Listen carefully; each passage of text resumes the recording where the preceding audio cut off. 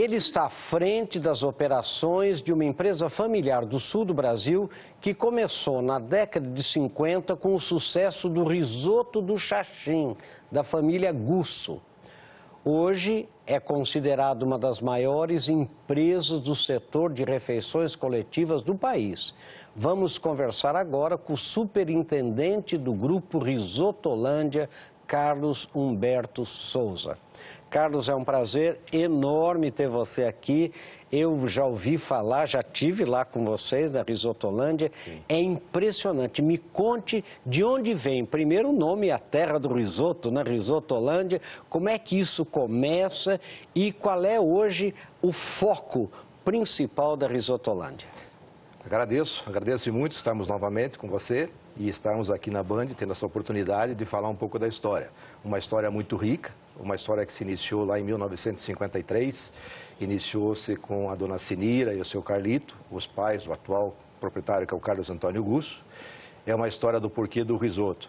Imaginemos Curitiba lá nesses anos de 50, no bairro do Xaxim, uma região tanto quanto distante do centro, onde se montou um restaurante, uma sociedade que ela tinha, que é a Sociedade 5 de Julho, e lá iniciou a tarefa. Dona Cirira, com as características italianas, conhecedora muito da profissão, entrou e começou nessa tarefa dela de produzir o risoto. Era normalmente num dia da semana, era feito às quintas-feiras, e lá se reunia pessoas, inclusive de cunho político, como prefeitos e outras pessoas da cidade. A cidade ainda era uma cidade pequena. Muitas pessoas, para chegar nesse local, ainda usavam o próprio carro de cavalo, alguma coisa assim, tracionado com o animal, né? E começou ali uma casa de simpatia, uma casa onde se fazia um produto que ela dizia mais ou menos assim: o horário exato de se sentar à mesa tem que ser aquele horário que eu vou servir o risoto, que é o ponto que ele pegou. Não é mais, não é menos, é naquele horário. Então tinha um certo ritual que o pessoal naquele horário começava. E ali começou essa história que vem ao longo dos anos, já estamos aí há 63 anos praticamente nessa atividade. Essa história lá era risoto do Xaxim, que se chamava. Quando foi nos idos mais ou menos dos anos 70, 80, os pais já numa situação de mais querendo buscar uma comodidade, alguma coisa, mas não querendo deixar essa tradição. Aí que o filho, que é o Carlos Antônio Gusso, vem para o negócio, larga uma carreira que ele tinha junto ao banco, uma instituição, inclusive internacional, estava fazendo carreira, mas vem, junto com a sua esposa, com a dona Aruni, participar junto com os pais, com a dona Sinira e seu Carlito. Nessa vinda dele, ele já vem com uma visão de transformar aquele restaurante de risoto numa empresa de refeições coletivas. Na época, tínhamos lá o fenômeno que as empresas estavam se espalhando, saíam da região urbana, estavam indo para uma região mais onde havia uma concentração de indústrias e, com isso, a necessidade de você ter a alimentação no dia a dia. Não poderia ser mais dispensar as pessoas para ir almoçar em casa, jantar em casa. Então, começou como refeição industrial, essa segunda fase. Essa segunda fase já caracterizando como refeição industrial. Ele dá um início, na época, na cidade de Morganal, com os pais e já com a visão de ir para lá. Até porque ele conhecia, em função da própria carreira bancária, alguns empresários. E dali ele pegou essa tradição, esse nome forte, esse caso que se tinha dos pais, e com isso ele alavanca. Ele começa uma operação lá em Araucária, onde está instalado até hoje, numa empresa muito próxima, que se chama Labra Indústria Brasileira de Lápis. Por sinal, cliente até hoje ainda nossa, ao longo desses anos. Dali começa uma situação que muda, começa um cenário diferente. Ele tinha lá um patamar que ele achava que ele ia chegar, o Carlos Antônio Gusso, em, sei lá, acreditava ele, em 5, 6 anos, se chegasse a um volume de 3.000 refeições, seria uma redenção para ele. Sim. E a história mostrou que 2 anos mais ou menos de instalado, de 80, 81 até 83, já tinha atingido esse nível de 3.000. E aí começou o crescimento em números expressivos. E hoje quantas serve? Hoje chegamos em 550.000 refeições. 550.000. E principalmente indústria ainda? Ainda a parte da indústria, mas hoje tem um mercado diversificado. Entrou muito da parte da alimentação, a alimentação escolar, entrou o mercado também de atendimento a presídios, né? Ainda a indústria é o foco principal da atividade. Entra a parte de hospitais, que você tem os atendimentos, e é um setor que cresce, esse setor de refeições coletivas no país, cerca de 10% mais ou menos ao ano. Tá? E é um setor que exige um investimento alto, existe todo um cuidado, principalmente a nível de segurança alimentar. Claro. Então, a empresa, nessa trajetória dela, buscou os organismos certificadores, se assegurou desse processo. Hoje ela tem uma certificação de ISO 9000, ela tem uma certificação de HACCP, que a gente chama, que é o Manual de Boas Práticas, que garante tua produção desde o início, lá desde quando você tem o fornecedor trazendo o produto, passa por todas as etapas de produção. É um rastreamento completo. É um rastreamento completo, né? É. E nessas caminhadas, idas e vindas, no caso do mercado, que nós tivemos, enfrentamos vários planos econômicos, aí convivemos com o plano real lá em 86, convivemos com o plano Bresser, convivemos com o plano... depois o próprio fenômeno de Fernando Collor, claro, inflações de 80%, 90% ao mês, aquela BTNF que se tinha negociação de um preço diário, mas enfim, em vez de nós abaixarmos a cabeça, a gente foi crescendo, foi lutando, foi passando e chegando a esse ponto hoje de ter essa condição aí. E qual é o crescimento da Risotolândia ao ano? Você falou que tem o crescimento médio por volta de 10% do setor no Brasil e a Risotolândia cresce quanto?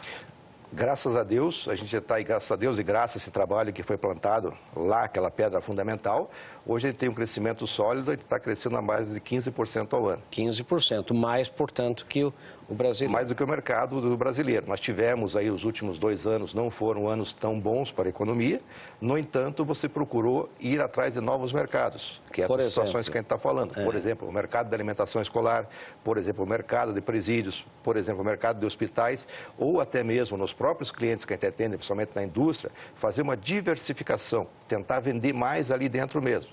Então, numa unidade que você tenha lá a refeição, o almoço ou jantar, você procurou ir lá colocar o de jejum, ou começou a colocar praças de alimentação, onde se oferecesse outras oportunidades de alimentação. Então, você tem um cliente que tem um volume tal de refeições. No entanto, tem algumas pessoas que não necessariamente fazem a refeição principal, mas precisam da alimentação ao longo do dia.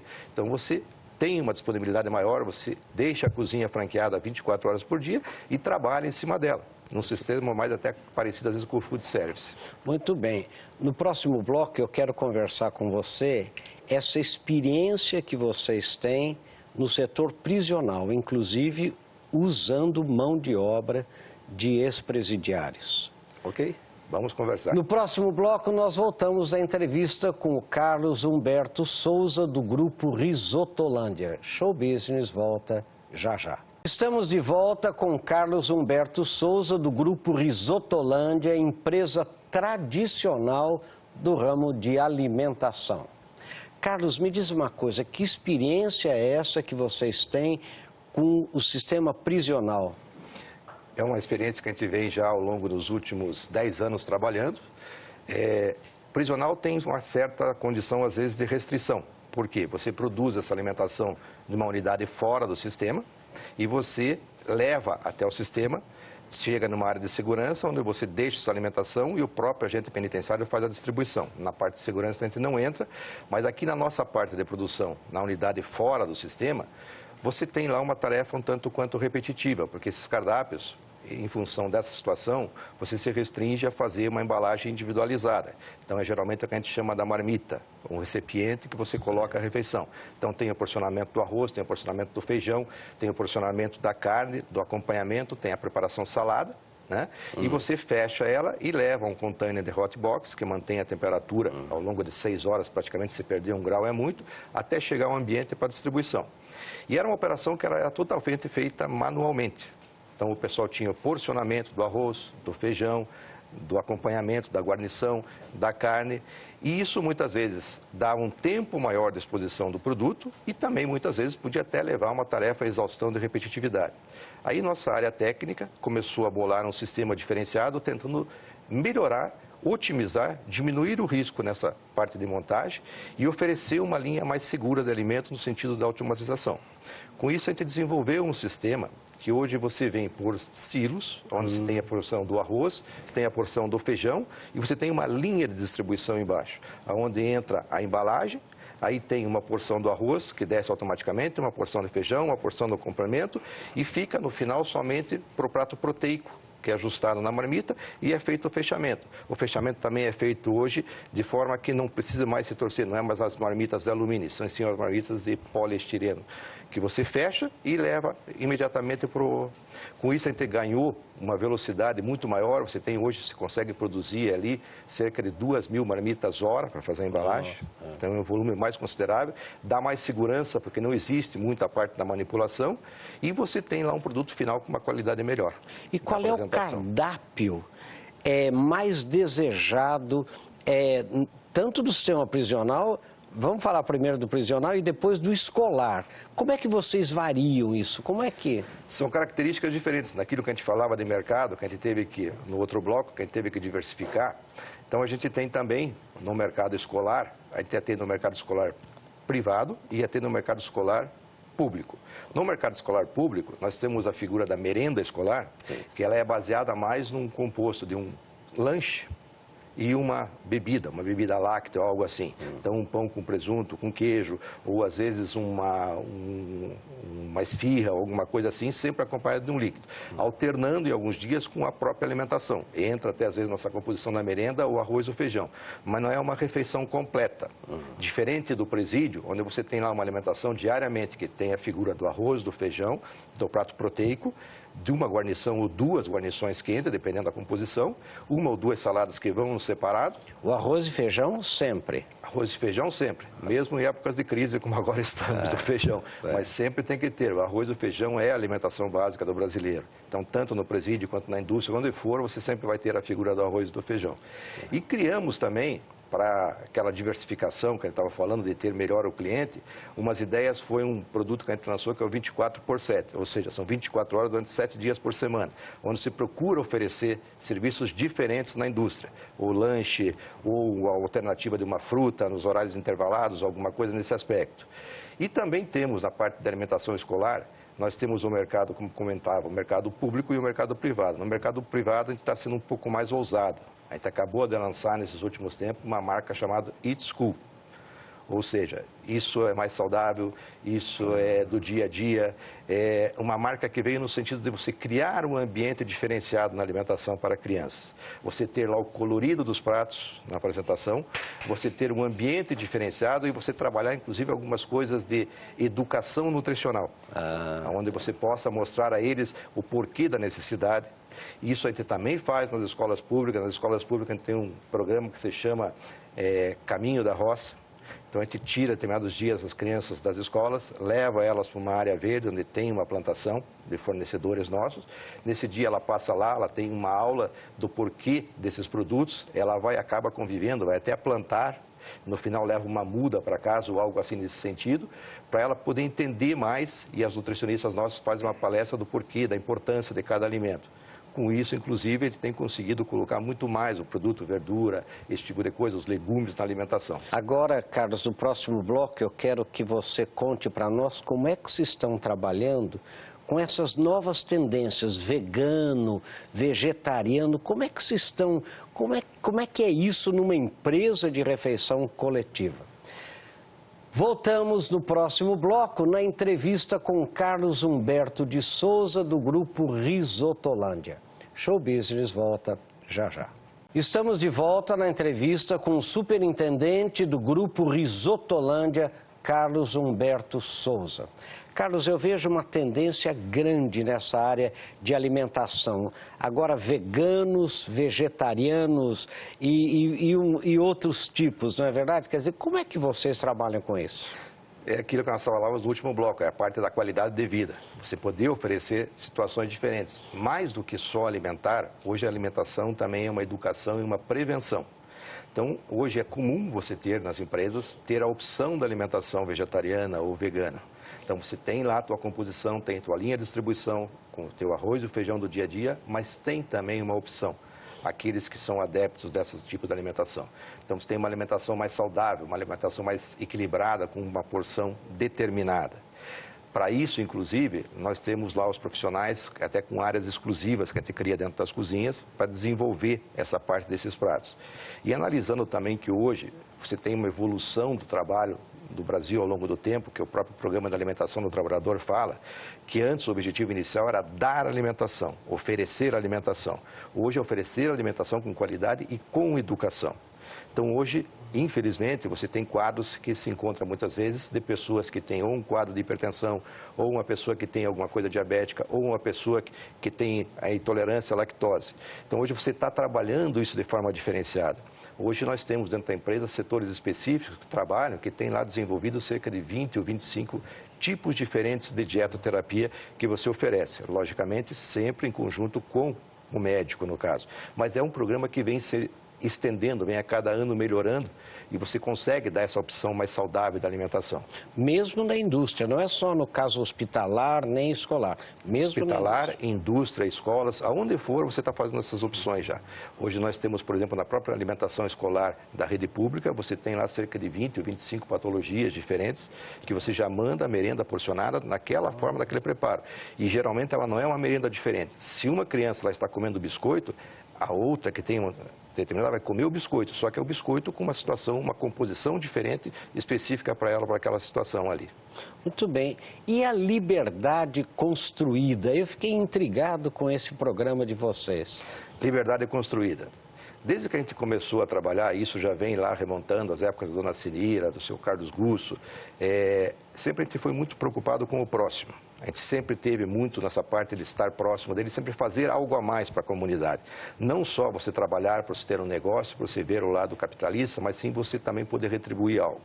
O que é a liberdade construída? Como nós começamos esse trabalho nosso junto ao sistema presidiário, a gente sabe da necessidade dessas pessoas que um dia vão sair de lá e vão ter que ter uma condição de se readaptar à vida. Senão, o futuro dela, infelizmente, é o retorno ao mesmo local. Então, o Liberdade Construída é um programa que funciona da seguinte forma.